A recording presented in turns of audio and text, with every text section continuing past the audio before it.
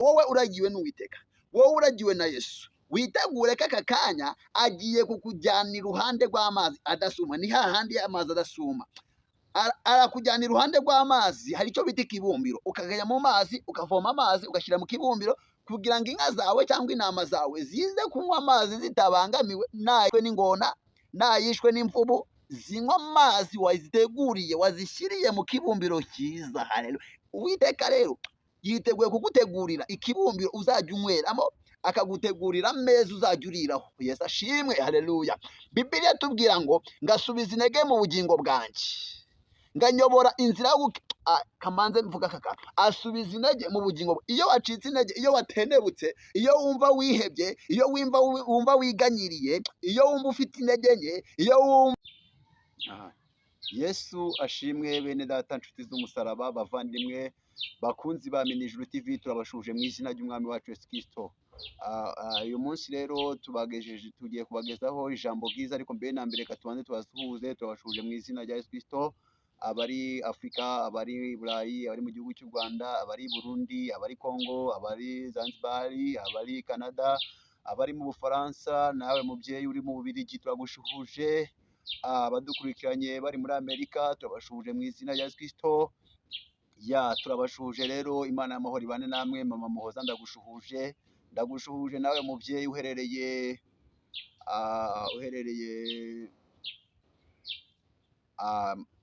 mu Bufaransa, ndagushuhuje wowe. Nawe ndagushuhuje uherereye mu gihugu cy'u Rwanda hariya mu karere ka Huye.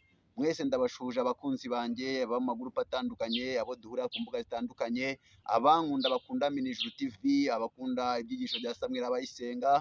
Uyu mwanya rero, iyi saha tugiye kubagezaho ijambo ry'Imana, ariko mbere yuko tubibagezaho reka tubanze dusenge. Turagushimiye Uwiteka Imana Nyiringabo, Imana yera kandi Imana ikiranuka, Imana ivuga bikaba, Imana iteka bigakomera. Uyu mwanya y'isaha ndi imbere y'ubwoko bwawe, ndi imbere y'abana bawe, ndi imbere ya kamera, ngiye kugezaho abana bawe ijambo wanshyize ku mutima, ijambo ribabwira ko ari we mwungeri wabo, ari wowe ubagenga, ari wowe ubayobora, ari wowe ubasha kubajyana aho ushaka kandi ukabagenza uko ushaka. Reka rero iri jambo riyobogwe nawe, wigaragaze nk'Imana, witamburure mu izina rya Kristo, amena. Yesu ashimwe. Bene data, nshuti z'umusaraba, bakunzi banjye, nshuti za Minijuru TV, turabashuje mu izina ry'umwami wacu Yesu Kristo. Uyu ni wa munsi rero, ni wa mwanya mwiza wo kuganira ijambo ry'Imana. Nk'uko mubizi, ni Samuel abayisenga. Rero uyu munsi Imana hari ijambo yashyize ku mutima wanjye, kandi mbere na mbere yuko mbagezaho ijambo Imana yashyize ku mutima wanjye, ndabashuje mu izina ry'umwami wacu Yesu Kristo. Ndabakunda, muri abantu banjye, muri inshuti zanjye, muri abavandimwe muri Yesu Kristo, kandi tubanye neza, tuzakomeza kubana neza. Rero uyu mwanya ni wa mwanya wahariwe Minijuru TV, ni wa mwanya wahariwe amakuru y'ijuru. Tugiye kumva rero icyo Imana yashyize ku mutima wa Samuel abayisenga. Uyu munsi Imana yashyize ku mutima wanjye Zaburi ya 23, niyo tugiye kuganiraho. Turayiganiraho kandi tuyumve neza, kugira ngo dusobanukirwe neza n'umugambi w'Imana ku buzima bwacu. Bibiliya tubwira Zaburi ya 23 ngo Uwiteka niwe mwungeri wanjye sinzakena, andyamisha mu cyanya cy'ubwatsi bubisi, anjyana iruhande rw'amazi adasuma, asubiza intege mu bugingo bwanjye, anyobora inzira yo gukiranuka ku bw'izina rye. Naho nanyura mu gikombe cy'igicucu cy'urupfu, sinzatinya ikibi cyose, kuko ndi kumwe nawe. Inshyimbo ye n'inkoni ye nibyo bimpumuriza. Ikongera ikatubwira ngo untunganiriza ameza mu maso y'abanzi banjye, unsize amavuta mu mutwe, igikombe cyawe cyanjye kirasesekara. Ngo ni ukuri kugirirwa neza n'imbabazi ze bizanyomaho iminsi yose nzaba nkiriho, nanjye haleluya nzaba mu nzu y'Uwiteka iteka ryose, amena. Bibiliya iravuze umurongo wa mbere ngo Uwiteka niwe mwungeri wanjye sinzakena. Mwene data unkurikiye unyumva aka kanya, uteze amatwi Minijuru TV, ugomba kumenya ngo kuki Dawidi yanditse iyi zaburi ngo Uwiteka niwe mwungeri wanjye. Wibuke ko uyu Dawidi yari umushumba, Dawidi yaragiraga intama. Dawidi rero mu makuru yiwe yafashe Uwiteka, afata Uwiteka amugereranya nk'umushumba w'intama, amugereranya nk'umuntu ufite intama, ufite ubushyo bwitwa intama. Noneho arangije aravuga ngo Uwiteka niwe mwungeri wanjye. Dawidi nk'uko yari umwungeri uragira intama, noneho ahangaha afashe Uwiteka amufashe nk'umwungeri ugiye kuragira intama zirimo Dawidi n'abandi bose bazakurikiza icyo Uwiteka bashakaho. Nanjye ndimo, nawe urimo, twese turi abantu, turi intama za Yesu. Dawidi rero yagize iyerekwa rikomeye cyane, ahishurirwa ko ari intama, noneho aravuga ngo Uwiteka niwe mwungeri wanjye. Yumvaga ashumbwe neza, ashumbwe n'Uwiteka. Mwene data, rero nakubwira ngo ese umwungeri wawe ninde? Umwungeri wawe ugushumbye ninde? Ese umwungeri wawe ninde? Bibiliya iratubwira ngo anjyamisha mu cyanya cy'ubwatsi bubisi. Anjyamisha mu cyanya cy'ubwatsi bubisi, ngo ndetse Bibiliya ikongera ikatubwira ngo anjyana iruhande rw'amazi adasuma. Anjyamisha mu cyanya cy'ubwatsi bubisi. Ngewe Samweli abayisenga nabaye umushumba, naragiye inka, naragiye ihene, nagiye ndagira. Hari uburyo ki twajyanaga kugisha, ugafata inka cyangwa ukazivana hahandi zari ziri, kuko ubwatsi bwahashize, ukajya guhiga ahantu hari ubwatsi. Hari n'aho abashumba bakora n'umuco mubi bakonesha, ariko mwirinde konesha. Umushumba mubi yo aronesha. Ubu bwatsi uri konesha si ubwawe, ragira mu bwatsi bwawe. None Uwiteka ngo niwe mwungeri wanjye sinzakena, anjyamisha mu cyanya cy'ubwatsi bubisi, anjyana iruhande rw'amazi adasuma. Ni ukuvuga ngo ni mu bwatsi bubisi, bwa bwatsi butoshye, ntabwo ari ubwatsi bwumye. Buriya mu bwatsi buryohera inka, ubwatsi bubisi buryohera inka kuko buba bufite n'amazi. Haleluya. Noneho Uwiteka kuko adukunda ngo atujyamisha mu cyanya cy'ubwatsi bubisi. Dawidi abivuze neza ngo anjyamisha mu cyanya cy'ubwatsi bubisi. Dawidi iyo intama zagiraga ikibazo cya kiriza, yani nko mu zuba, yashakaga ahantu hari ubwatsi bubisi, akaba ariho ajyana intama kugira ngo intama zishishe, kugira ngo intama zimere neza. Ndagutangariza amakuru akubwira ngo uragiwe neza, kuko uragiwe n'Uwiteka, uragiwe na Yesu. Yesu rero azi icyo ukeneye, azi icyo ushaka, arakizi kandi aragisobanukiwe. Dawidi abivuze neza ngo anjyamisha mu cyanya cy'ubwatsi bubisi. Ni ubwatsi bubisi, ntabwo ari ubwatsi bwumye. Umushumba mwiza ashakisha uburyo ki intama ziwe cyangwa inka ziwe zibona ubwatsi buzima, zibona ubwatsi bubisi. Wambaza ngo kubera iki Dawidi yakoresheje urugero rw'intama? Intama nizo bororaga, intama nizo baragiraga kiga gihe. Intama n'ubwitonzi zigira, niyo mpamvu umukristo agereranywa nk'intama, kuko intama ifite imyitwarire myiza. Intama ifite ukuntu yitwara, ku buryo iyo ugiye kuyihohotera iyo bituje irabunda igatuza, ukaba wayigirira nabi ntigusubize kandi nitake. Ifite uburyo Imana yayiremyemo, yayiremye nk'inyamaswa izafatirwaho icyigisho gikomeye cyane. Dawidi rero arangije aravuga ngo Uwiteka niwe mwungeri wanjye. Dawidi niwe wagize iyerekwa n'ihishurirwa ry'uko ari intama. Haleluya. Natwe rero Yesu amaze kuza adufata nk'intama. Haleluya.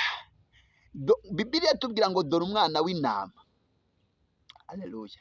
Umugabo umwe ndamwibuka mu gihe cya Meshaki, Saduraka na Abedenego, igihe babajugunyaga mu itanura ry'umuriro, yaje kugira iyerekwa. Niwe muntu weretswe rimwe, akerekwa adasenga, akerekwa atari umurokore, akerekwa atari umukristo, kandi iyerekwa ryiwe ryari rifite ishingiro. Yerekwa ikintu, yerekwa mu buryo butarahishurwa na ba Daniyeli ubwabo bari bataragira iyerekwa ryo kubona iyerekwa uriya mugabo yagize, uriya mwami yagize. Arangije ngo yagiye kureba Daniyeli, yagiye kureba Saduraka, Meshaki na Abedenego, ajya kubareba mu itanura ry'umuriro. Ageze yarabaza ikibazo ngo hajya twajugunyemo abantu bangahe? Baramusubiza ati twajugunyemo abantu 3. Arangije avuga ijambo rikomeye cyane, ariryo yagizemo iyerekwa. Aravuga ngo none se ngo ko mbona harimo 4, ngo kandi nkaba mbona uwa 4 asa nk'umwana w'intama w'Imana. Niwe muntu wahishuriwe ko Yesu ari umwana w'intama w'Imana.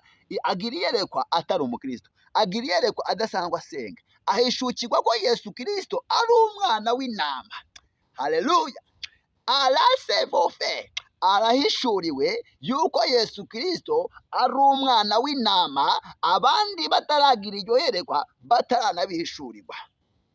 Yeretswe rimwe, yahishuriwe rimwe, kandi ahishurirwa by'ukuri. Mwibuke ko Yesu ajya kuza, haleluya, ajya kuza Kristo yaje yitwa umwana w'intama. Uyu nawe ahishuriwe umwana w'intama.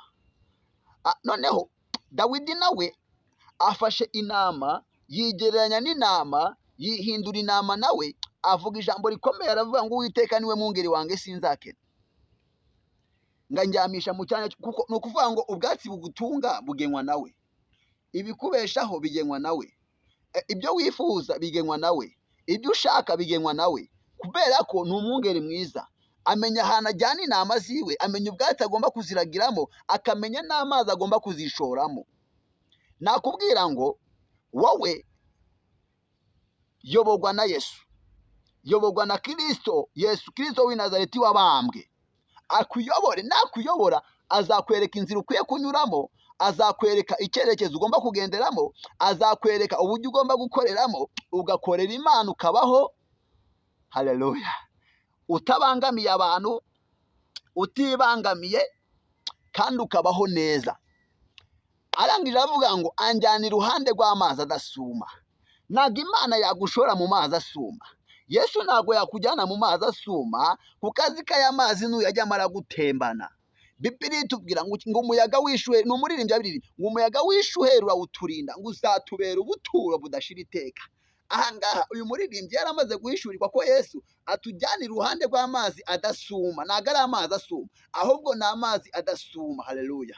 Rero wowe uragiwe n'Uwiteka, wowe uragiwe na Yesu, witegure ko aka kanya agiye kukujyana iruhande rw'amazi adasuma. Ni hahandi amazi adasuma, arakujyana iruhande rw'amazi. Hari icyo bita ikibumbiro, ukagaya mu mazi, ukavoma amazi, ugashyira mu kibumbiro, kugira ngo inka zawe cyangwa intama zawe zize kunywa amazi zitabangamiwe, nayishwe n'intare, nako nayishwe n'ingona, nayishwe n'imvubu, zinywa amazi waziteguriye, wazishyiriye mu kibumbiro cyiza. Haleluya.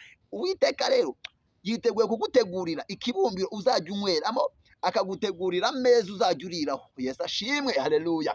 Bibiliya tubwira ngo ngasubiza intege mu bugingo bwanjye, nganyobora inzira yo kamanze mvuga kaka, asubiza intege mu bugingo. Iyo wacitse intege, iyo watenebutse, iyo wumva wihebye, iyo wumva wiganyiriye, iyo wumva ufite intege nke, iyo wumva byagucanze, iyo wumva byakuyobeye, agusubiza, akongerera intege. Haleluya. Nyongerera intege muri minsi ndananiwe, nyongerera intege mwami Yesu, akongerera intege ku ntege nke zawe. Imana irashaka ko ugaragaza intege nke zawe, noneho Kristo akongera intege zawe. Za ntege nke zawe ufite, Kristo yiteguye kuzongera zikaba imbaraga, kubera ko ntabwo uzahora mu ntege nke. Icyo usabwa ni ukwizera Yesu, icyo usabwa ni ukugenda uko Yesu Kristo ashaka, noneho agakongerera imbaraga. Mu mbaraga azakongerera, azaguha n'amaboko. Haleluya. Azaguha imbaraga rw'igikundira, rw'igitinyiro, kubera ko wemeye kwegera Yesu. Bibiliya ivuga ngo iki?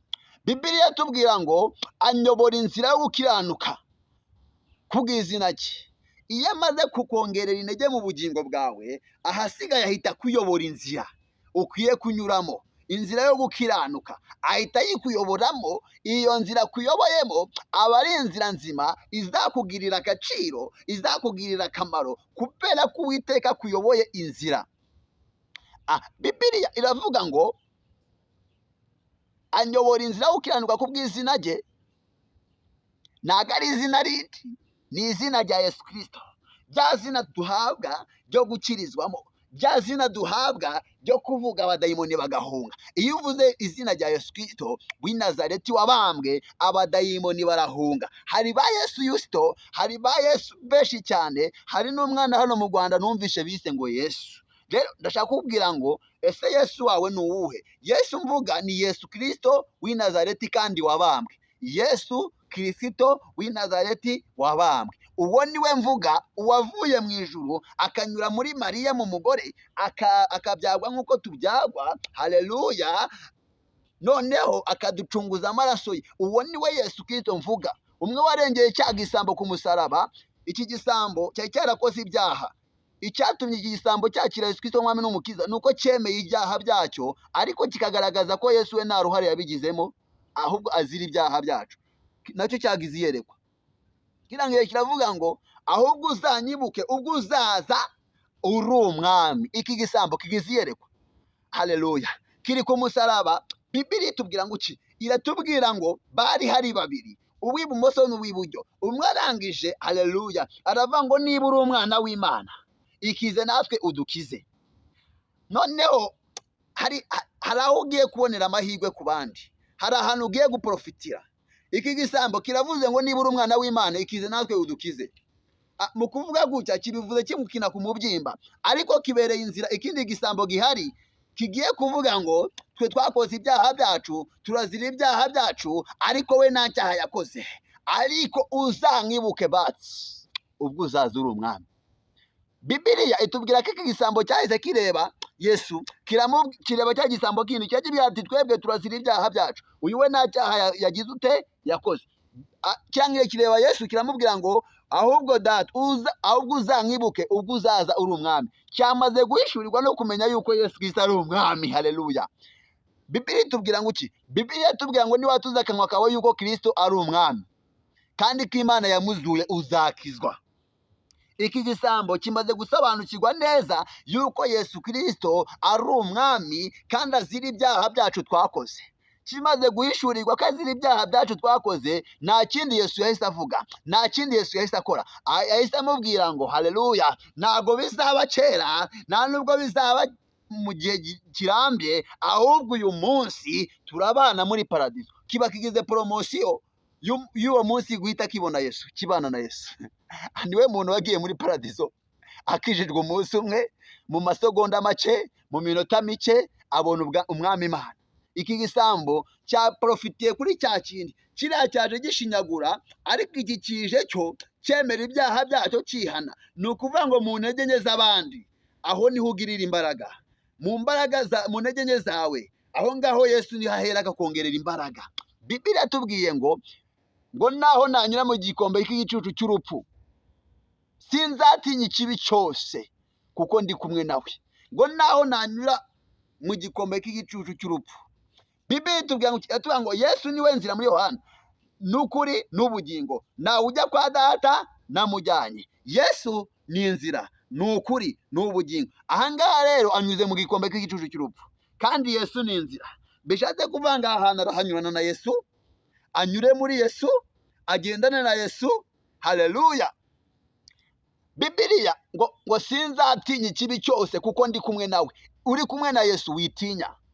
Mu gihe uri kumwe na Yesu witinya, wigira ubwoba kuko Yesu muri kumwe. Wigira ubwoba, Yesu muri kumwe. Yesu mvuga ni Yesu Kristo w'i Nazareti wabambwe. Ntabwo mvuga Yesu Yusto, nta nubwo mvuga abandi ba Yesu, ahubwo ndavuga Yesu Kristo w'i Nazareti wabambwe. Uwo niwe udutera kukubwira ibi. Pawulo na Sila barabafunga kubera ubutumwa bwiza. Bageze muri gereza batanga ibivugabutumwa byo mu ndirimbo. Ibyishimo byabo, ya mahoro Yesu atanga yabasanze muri gereza, bituma baririmbira muri gereza, banezererwa muri gereza. Barangije birengagiza ko bafite iminyururu, birengagiza ko hari iminyururu yari ibaziritse.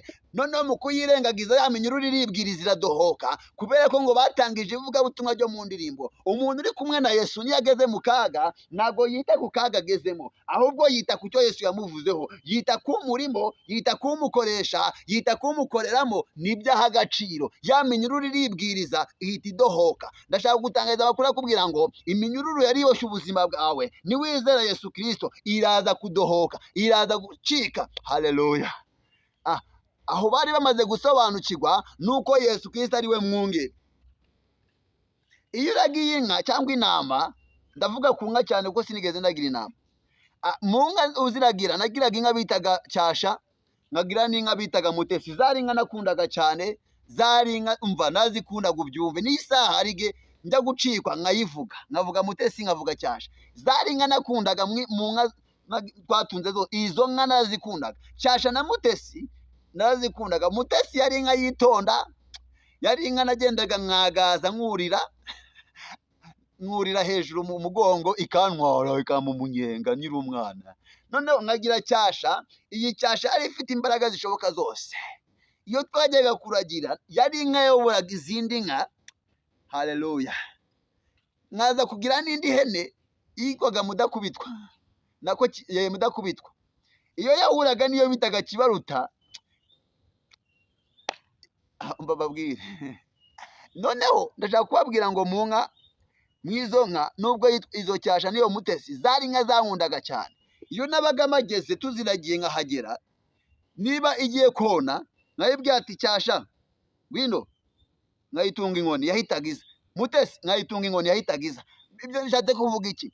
Yesu ari we mwungeri wawe. Iyo ugiye gutana aragucyamura akakugarura. Bibiliya avuga ngo ununganyiriza ameza mu maso y'abanzi banjye. Ununganyiriza ameza mu maso y'abanzi banjye.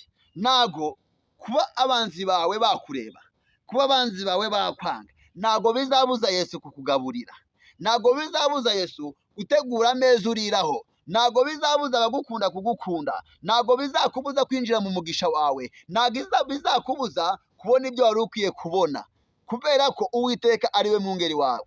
Wowe nakubwira ngo egera Uwiteka bari ukuyobora, izera Imana, uyoborwe na Yesu, uyoborwe na Kristo, aho kuyoborwa na kamere, ahubwo uyoborwe n'umwuka w'Imana. Yesu agiye kujya mu ijuru yaratubwiye ngo ntago mbasiga nk'imfubyi, nzaboherereza umufasha. Uwo mufasha naza azabemeza iby'ibyaha byanyu, azabamenyesha ibya Data. Haleluya.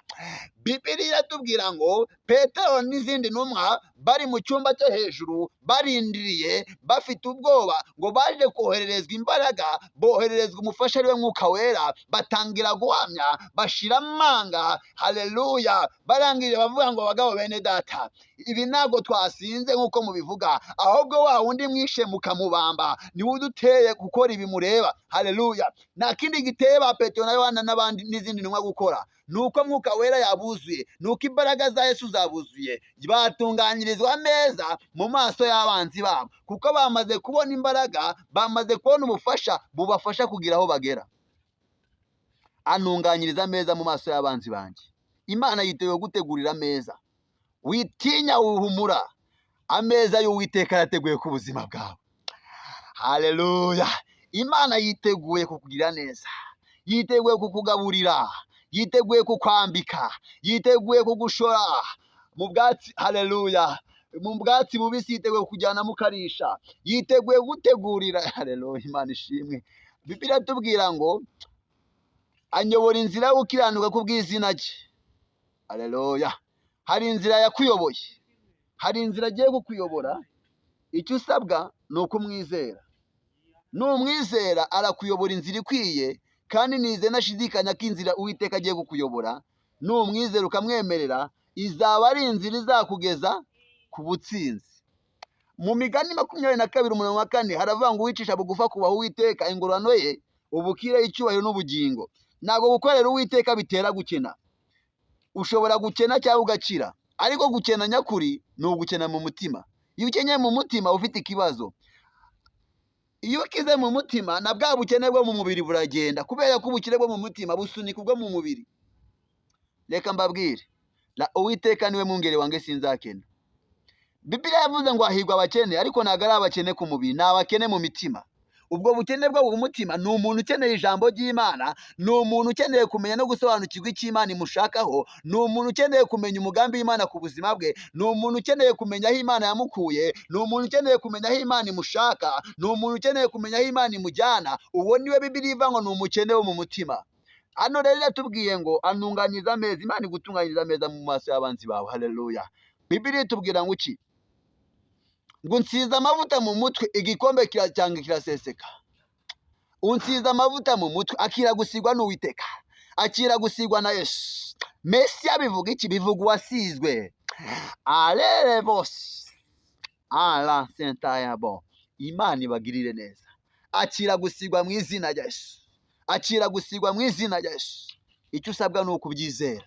Niwizera amavuta y'Imana aba ku buzima bwawe, niwizere uyu munsi urabona Imana, niwizere uyu munsi urabona imirimo y'Imana.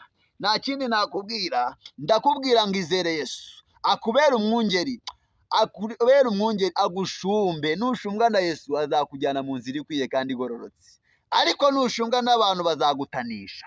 Bibiliya itubwira ngo iki? Bibiliya itubwira ngo igikombe cye kirasesekara, ngo ni ukuri kugirirwa neza n'imbabazi ze. Dawidi yari yibutse uburyo yimikishijwe amavuta. Aya mavuta yimikijwe na Samweli. Samweli yamusutse amavuta, ariko Dawidi ntabwo yigeze areba Samweli, ahubwo yarebye Imana ikoresheje Samweli. Yarebye Imana ikoresheje Samweli, Imana imukoresheje niyo Dawidi yarebye. Ntabwo yarebye Samweli, ahubwo yarebye Imana. Aravuga ngo usutse amavuta mu mutwe, igikombe kirasesa. Ni ukuvanga amavuta y'Imana ari ku buzima bwawe. Haleluya. Igikombe cyawe kirasesa. Hari ibintu bisesekara kandi abantu bakabibonamo inyungu, kubera ko amavuta y'Imana ari ku buzima bwawe. Navuga ngo akira gusigwa mu izina rya Yesu, akira amavuta y'Imana mu izina rya Yesu. Urasabwa kwizera nje ndavugana n'umuntu wizera, ndavugana n'umuntu ugiye kwizera. Uyu munsi niba urwaye izera gukira, niba ufite ikibazo izere ko kigiye gukemuka, niba wabuze uburyo izere ko ugiye kubona uburyo, niba wabuze inzira izere ko ugiye kubona inzira, niba byagucanze izere ko bigiye gucanguka. Uyu munsi ni wizera urabona umwami Imana. Bibiliya itubwiye ngo iki? Iratubwira ngo ni ukuri kugirirwa neza n'imbabazi ze bizanyuma y'iminsi yose nyiriho. Ngo kugirirwa neza n'imbabazi za Yesu bizakomaho iminsi yose ukiriho. Uyu munsi niwemera ukakira Yesu Kristo mwami n'umukiza niba udakijijwe, uyu munsi niwemera kuyoborwa na Yesu, kugirirwa neza n'imbabazi bizakomaho. Imbabazi za Yesu zizama ku buzima bwawe, imbabazi za Yesu zizahora ku buzima bwawe, kubera ko niwemera uyu munsi urabona umwami Imana, urabona ineza y'Imana. Niwemera kumvira ijambo ugakurikiza ibyo ijambo rigusabye, ugafata Yesu akaba umwungeri wawe. Haleluya. Bibiliya itubwira ngo iki? Bibiliya iravuga ngo Yohana 10:9, Yesu aravuga ngo ni gerembo, umuntu ninjira muri je azakizwa. Haleluya. Injira muri Yesu kugira ngo ukizwe. Reka Yesu akubera umwungeri kugira ngo ukizwe. Numara gukizwa Yesu arakubera umwungeri. Nago Yesu abera umwungeri umuntu utarakizwa, nago Yesu abera umwungeri umuntu utaramwakira mwami n'umukiza. Niba utarakira Yesu Kristo mwami n'umukiza, ukaba wunyurikiye aka kanya, ukaba wumvisha ubu butumwa, uhereye aka kanya fata icyemezo, umwakire mwami n'umukiza w'ubugingo bwawe. Ushaka itorero rikwegere uriyoboke, ujye gusenga, ugende bagukorera imihango bashinzwe gukora nk'abashumba, kubatiza n'izindi nshingano zose bashinzwe bazikore ku buzima bwawe. Ubundi bakwinjiza haleluya mu kuba inama ya Yesu Kristo, ubundi nawe ujye mu nama Yesu ashumbye. Ariko iyi saha Imana iragukura mu idini gushyire mu itorero, ariko ntabwo bivuze ngo urivuyemo. Uraba mu idini ariko uri umukandida w'ijuru, uraba mu idini uri ambasaderi w'ijuru, uraba mu idini ndetse wanditse mu itorero. Haleluya. Idini n'itorero biratandukanye, ntabwo nje kubitandukanya aka kanya. Ushobora kuba uri mu idini, ushobora kuba usanzwe usenga, ariko aka kanya ukaba ubivangavanga. Nakubwira ngo garuka, cyamuka, cyamuka. Yesu yiteguye kugucyamura, dore afite inkoni mu biganza, yiteguye kugucyamura, dore afite ishyimbo mu ntoki, yiteguye kugucyamura. Garuka mu murongo, ndakubwira ngo garuka, aka kanya garuka, garuka. Bibiliya itubwira ngo iki? Ngo uyu munsi nimwumvijijwe nimwinangire imitima, ngo nk'uko bayinangiye mu butayu, ngo no ku munsi w'imasamuda. Mwirinde kwinangira imitima. Uyu munsi nimwumvijwe iki? Niwinangira umutima. Nakubwira ngo wikinangira umutima, wikinangira umutima. Have wikinangira umutima mwene data. Imana amahoro y'umugisha. Wikinangira umutima. Yesu agufitiye imbabazi, yiteguye kugira neza. Wikinangira umutima, wikinangira umutima. Have mwene data, wikigirira nabi, wikibabaza. Dore Yesu arambuye ibiganza, agutegeye ibiganza agakwakire, agutegeye ibiganza mwene data, agutegeye ibiganza. Umwizere, umwizere. Hindukira, va mu bibi, va mu byaha. Dore ateze ibiganza, agutegeye amaboko. Ashaka umwizera, ashaka umwemera umwami n'umukiza wawe, akakurengera. Iyi saha wakira, iyi saha wabohoka, iyi saha wabona neza y'Imana. Imana iragushaka mwene data, hindukira uve mu byaha. Imana iragushaka kandi kwitayeho. Humura mwene data, humura, ugiye kubona Imana. Niba wizeye Imana, Imana iraboneka ku buzima bwawe, irahindura amateka y'ubuzima bwawe. Ariko iragusabye, hindukira uve mu byaha. Ihane mwene data, va mu ngeso mbi, garukira Imana. Imana yiteguye kugira neza. Imana y'amahoro ibahe umugisha. Ndabakunda bene data. Haleluya, haleluya. Imana y'amahoro ibahe umugisha. Reka dusoreze ku uyu murongo. Bibiliya iravuga ngo haleluya, ngo ni ukuri kugirirwa neza n'imbabazi ze bizanyuma y'iminsi yose nzama nyiriho. Haleluya. Ngo nanjye nzaba mu nzu y'Uwiteka iteka ryose. Amina. Mwifuje kuba mu nzu y'Uwiteka, mwifuje kuba mu mwami Imana. Imana y'amahoro ikugirire neza, Imana y'amahoro ikugirire neza. Akira kugirirwa neza n'Imana iyi saha. Imana ikugirire neza, Imana ikugirire neza. Urakoze Yesu. Haleluya. Wowe uri ahantu, hari ahantu uri wihebye, Imana igiye kukugirira neza. Imana irakubwira ngo tuza, tuza, reka ibyo urimo, genda uko ishaka kugenda, va mu byaha, va mu kibi, genda uko Imana igushaka. Imana y'amahoro ibagirire neza. Yari Samweli Abayisenga, telefone ni yayindi, ni 078 23 40 732, 078 23 40 732. Shalom, shalom, shalom. Iyi nimero wayihamagara, iyi nimero wayandikira kuri WhatsApp, iba kuri WhatsApp. Icyo Imana yagutegeka cyose, ari icyifuzo washaka ko dusengera twagisengera, wari ubufasha ukeneye bundi twagufasha mu buryo bw'amasengesho. Ni ukuri Imana yiteguye kugirira neza, ariko iragusaba kuva mu byaha. Niba udasobanukiwe n'iri jambo, nabwo komanteri ziremewe, wemewe no guhamagara tukagusobanurira uburyo Imana igushakamo n'ibyo ishaka gukora, ukagenda uko ishaka. Imana y'amahoro ibaho umugisha. Ndabakunda, muri abavandimwe, muri inshuti zanjye. Shalom, shalom, shalom, shalom. Reka dusenge. Urababaye? Izera Imana urakira. Izera Imana urabona amahoro. Niba urwaye, fata aho urwaye. Mwihanganire ururimi rwanjye, nuko nahamagawe. Ni ubuhamya burebure nzabubaha mu minsi imbere, ndi kubutegura. Ndashaka kuzabaho ubuhamya kugira ngo abazajya banyumva mu mivugire yanjye, ku rurimi dutwara, mutazamugira ikibazo. Murahishiwe. Ejo cyangwa ejo bundi nzabaha ubuhamya bw'ubuzima bwanjye kuva mvutse kugeza aho mpagaze aha. Nzabutambutsa tubashe kubana neza, ariko iyi saha mugenda nabutambutsa, imivugire yanjye mujye muyihanganira. Nta kundi, niko nisanze, nahamagawe mvuga gutya, biragoye, ariko nizeye, nashidikanya ko niwizera Imana irakugirira neza. Niba urwaye, fata aho urwaye. Niba ushaka kwakira Yesu Kristo mwami n'umukiza, fata ikiganza cyawe wizere. Haleluya, haleluya. Uvuga ati, Mwami Yesu, nje imbere yawe, ndakwakiriye. Nari narasubiye inyuma, ariko ngarutse mu murongo. Nari naranze kukumvira, ngarutse mu murongo. Uyu munsi mu nama zawe ushumbye, unshyiremo nanjye umbere umwungeri. Uhereye aka kanya imbaraga zaninyukaga ntizongere kuntinyuka. Uhereye aka kanya intege nke nagiraga ntizizagaruke.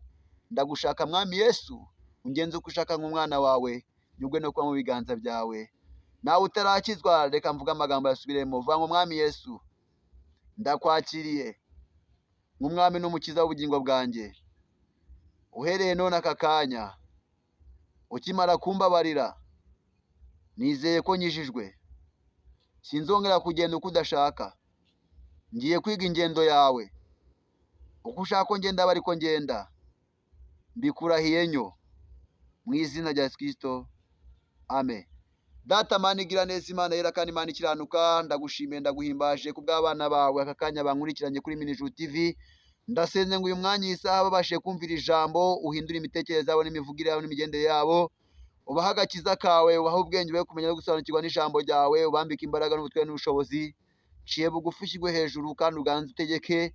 Umuntu wese wumvishira ijambo, ikibazo yaba afite cyose gikemuke, uburwayi yaba afite bukemuke. Kandi nsengeye buri muntu wese uzakora komanteri, agakora share, agakora like, abo bose n'abazakora subscribe, kuko hari abantu bazabibona batarakoze subscribe uzabashoboze kuyikora, kugira ngo bajye bumva ibiganiro byacu bya buri munsi. Nanjye nshoboze ukomeze kumpa ubwenge, bashe kumenya no gusobanukirwa n'ikintu inama zawe zikeneye. Bisabye nizeye Imana Data n'Umwana n'Umwuka Wera, mu izina rya Yesu Kristo umukiza wacu wakoze. Amen. Shalom, shalom. Imana y'amahoro ibaho umugisha. Nawe ubutaha, Imana y'amahoro ibagirire neza. Bye bye.